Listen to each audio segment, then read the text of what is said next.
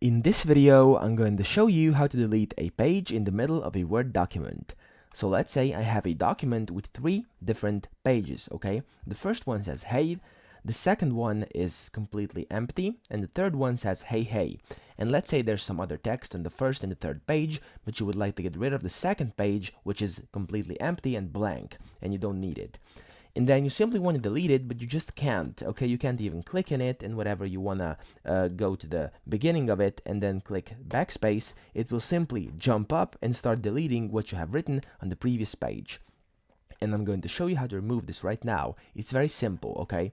What you want to do is go to the home ribbon up here and go to these paragraphs. You want to show/hide the paragraphs. You want to click on this, and as you can see, we now have an kind of a detailed view into what's happening in the background, and we have to find the source of the problem behind why this is happening. So if I now scroll down, as you can see, there's been a section break applied over here on the second page, and this is usually most of the times the issue why you can't delete that page in the middle of your Word.